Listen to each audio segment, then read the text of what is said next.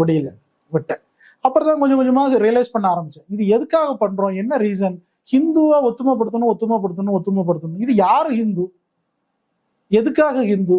இவங்களை ஏன் ஒத்துமைப்படுத்தணும்? இவங்க ஏன் ஒத்துமை என்ன செய்ய போறாங்க? இவங்க எங்க இருந்து வந்தாங்க? இவங்க யாராவது ஹிந்துன்னு யாராவது இருக்காங்களா? கிடையாது. ஜாதியா தான் இருக்காங்க. ஜாதி தான் அடையாளம்.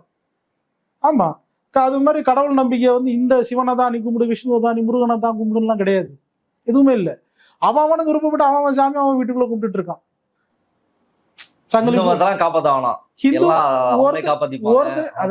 செக்குலரிசம் எப்போ நம்ம நாடுக்கு இருக்கோ அதுதான் உலகத்திலேயே நாம சிறந்த நாடா இருக்கும், சிறந்த நாடா வருவோம்.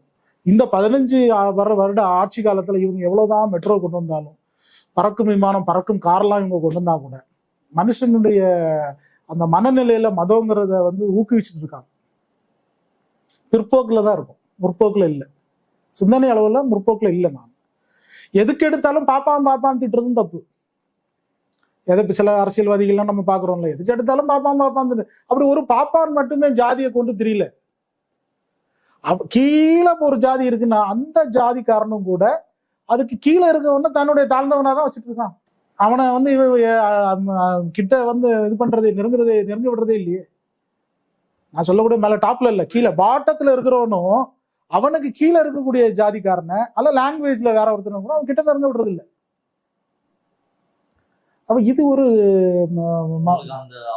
மனோ தத்துவத்துல சொல்ல போனா இது என்னன்னு கேட்டீங்கன்னா, இது மனுஷன் வந்து மிருகத்துல இருந்து இன்னும் மிருக நிலையிலிருந்து மனித நிலைக்கு மனுஷன் மாறாம இருந்துட்டு இருக்கான். பரிணாம வளர்ச்சி இன்னும் வரல அப்படிங்கிறது தான் அதை காட்டு.